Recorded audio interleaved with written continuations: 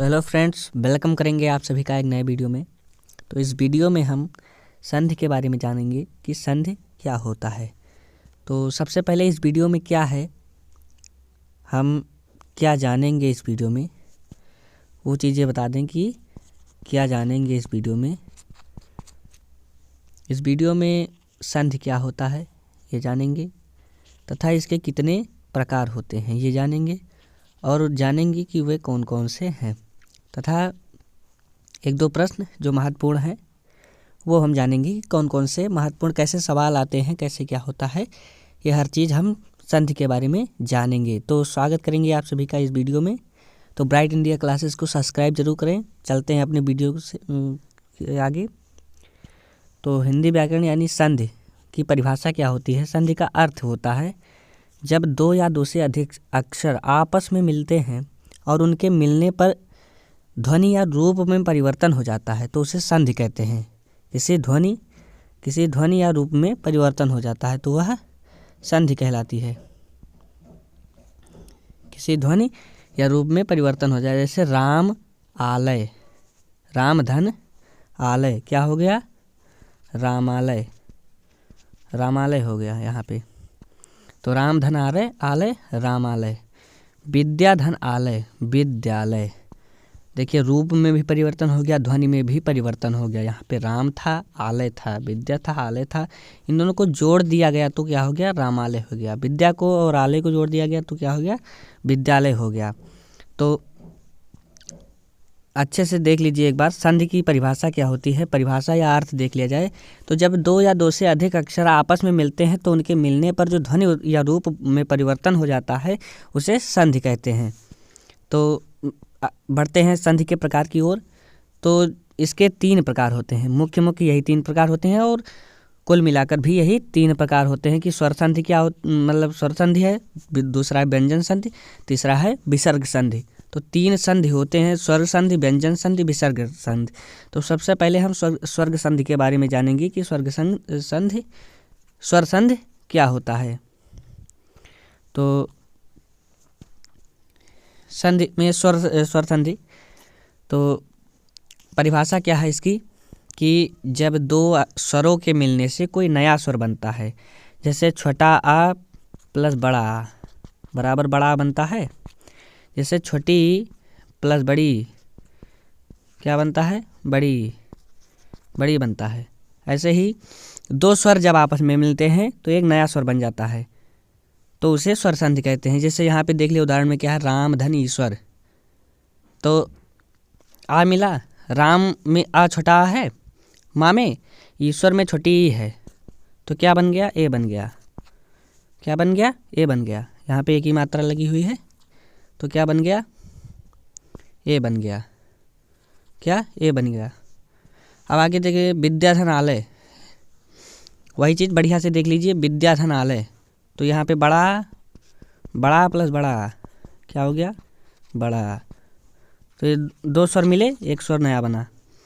चलिए स्वर संधि के प्रकार के बारे में देख लेते हैं। तो सबसे पहला जो है यहाँ पे संधि के भेद में वो है गुण संधि, फिर है वृद्धि संधि, यण संधि, अयाद संधि, पूर्ण रूप संधि। क्या है, गुण संधि, वृद्धि संधि, यण संधि, अयाद संधि, पूर्व रूप संधि। ये 5 प्रकार के होते हैं। कितने, 5 प्रकार होते हैं इसके। मेन पांचों प्रकार को हम लोग पढ़ लेते हैं। सबसे पहला है गुण संधि।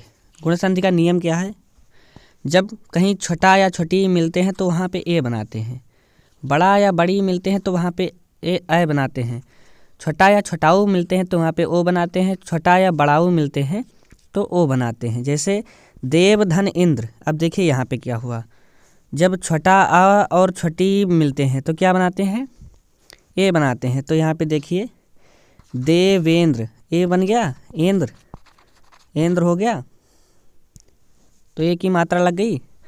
अब यहाँ पे गो ओस, गोष्ठ, गो ओस। अब देखिए यहाँ पे ओ और क्या बना है, ऊ, क्या बन गया है, गो, ओ मतलब ओ बन गया है, गोष्ठ हो गया। चलिए ये पहला हुआ। अब दूसरा नियम जल्दी जल्दी हम देख लेते हैं, बहुत ही अच्छे से समझिएगा हर चीज़।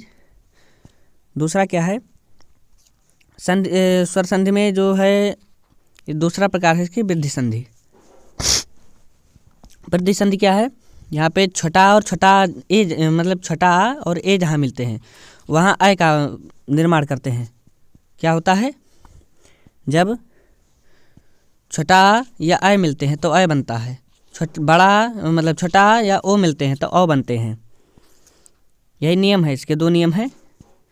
तो उदाहरण देख लेते हैं एक बार। राज धन ऐश्वर्य, राज ऐश्वर्य, देखिए छोटा आ और अय मिला, छोटा आ और अय मिला, अय बन गया। यहाँ पे देखिए राज ऐश्वर्य हो गया। गौ औतम, गौ औतम, यहाँ पे आ मिला, औ मिला, फिर औ मिला, क्या हो गया, गौतम, गौतम हो गया। चलिए अगले उस पर चलते हैं। वृद्धि संधि का नियम, छोटा आ और ए मिलकर अय बनाते हैं, बड़ा और ओ मिलकर औ बनाते हैं। उदाहरण है राजेश्वर्य, राजधन ऐश्वर्य, गौ है और औतम है, इन दोनों को जोड़ कर क्या हुआ है, गौतम हुआ है। अगला देख लेते हैं यण संधि। यण संधि क्या होता है, यण संधि देखिए ई या ई के बाद स्वर आए तो या जुड़ता है।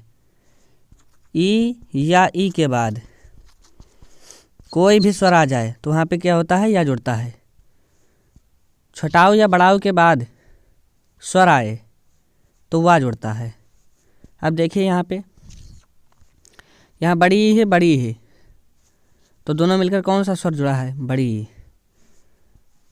अब यहाँ पे देखिए गुरु धन ईश्वर, तो बड़ाऊ है, बड़ी है, तो क्या है, गुरुवीश्वर हो गया, ई जुड़ा है। इसका गुरुवीश्वर, ईश्वर हो गया, ई जुड़ा है। तो नियम पढ़ लीजिए सही से। यण संधि, छोटी या बड़ी के बाद स्वर आए तो या जुड़ता है, और बड़ाऊ छोटाऊ या बड़ाऊ के बाद स्वर आए तो वा जुड़ता है। उदाहरण के लिए नदीश्वर और यहाँ पे गुरु ईश्वर देख लीजिए। चलते हैं अपने अगले संधि की ओर। तो अगली संधि है व्यंजन संधि। व्यंजन संधि क्या होता है, जब दो व्यंजन मिलकर रूप बदलते हैं तो व्यंजन संधि कहलाती है।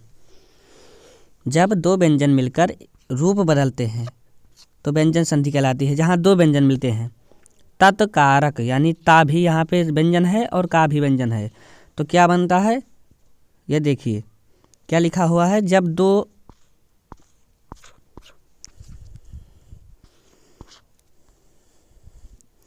इसको यहाँ पे कर दें, हाँ, जब दो व्यंजन मिलकर रूप बदलते हैं तो रूप क्या बदला, यहाँ पे ता और का मिलकर द बन गया। द और कारक, ता को द में बदल दिया गया है। क्या हुआ, ता को दा में बदल दिया गया, तद कारक। सतचित्त सचित्त, सतचित्त सचित्त, बदलते हुए ये व्यंजन संधि हुए। परिभाषा देख लीजिए, जब दो व्यंजन मिलकर उस मतलब रूप बदलते हैं तो व्यंजन संधि कहलाती है। संधि के व्यंजन संधि में आता है। ये दूसरा प्रकार है संधि का। व्यंजन संधि, फिर से परिभाषा देख लीजिए। नहीं नहीं, यहाँ पे व्यंजन संधि नहीं होगा, यहाँ पे व्यंजन संधि नहीं होगा, यहाँ पे होगा विसर्ग संधि। वो टेक्स्ट लिखने में थोड़ा गलती हो गया है, तो यहाँ क्या होगा, विसर्ग संधि। विसर्ग संधि, विसर्ग संधि होगा यहाँ पे।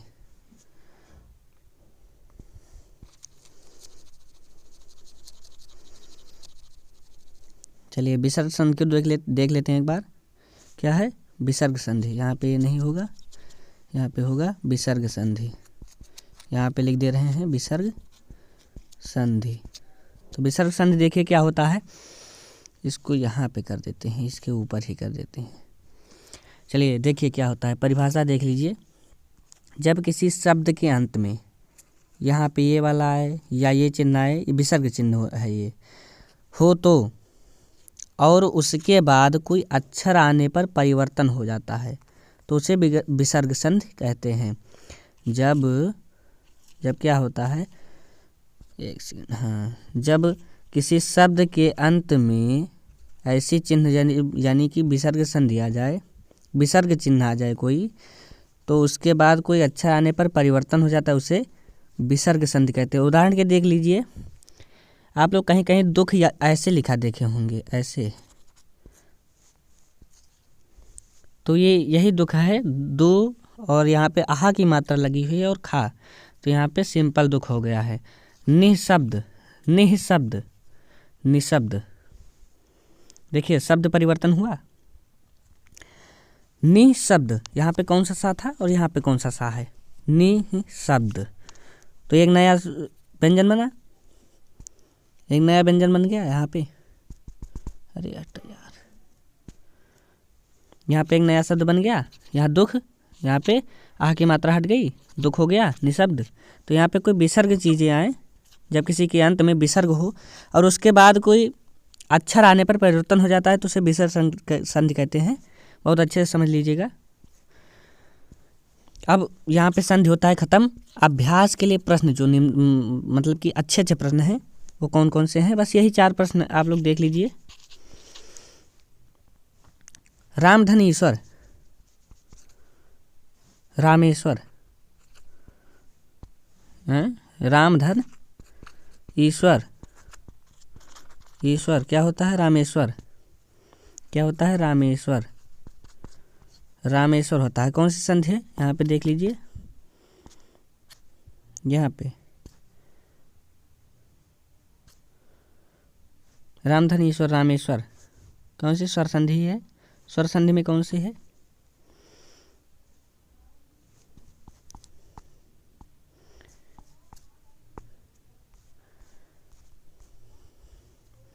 रामेश्वर। सचित, सचित अभी बताए थे। दुख, दुख विद्या आलय, कौन सी संधि है आप लोग कमेंट कीजिए, एक काम आपके लिए है। तो यहाँ पे होती है संधि खत्म हमारे लिए। तो एक सारांश देख लेते हैं इसका। सारांश क्या है, मेन चीज़, संधि का अर्थ होता है शब्दों का मेल। यह 3 प्रकार का होता है, स्वर संधि, व्यंजन संधि, विसर्ग संधि, और यह ध्वनि परिवर्तन की प्रक्रिया है। चौथा क्या है, भाषा को मधुर और सुगम बनाती है। तो ये 4 चीज़ें स्क्रीनशॉट आप लोग लेते चलिए। तो हमारी संधि होती है ख़त्म। थैंक यू सबको देखने के लिए वीडियो, और जो लोग फुल वीडियो देखें उनको बहुत बहुत धन्यवाद, आभार व्यक्त करते हैं आपके लिए। तो ब्राइट इंडिया क्लासेस चैनल को सब्सक्राइब कीजिए, आप लोग नए हो तो बेल आइकन दबा के सब्सक्राइब कीजिए, और इस वीडियो को लाइक ज़रूर कीजिएगा। बहुत बहुत धन्यवाद, मिलते हैं अगले वीडियो में, तब तक के लिए जय श्री राम।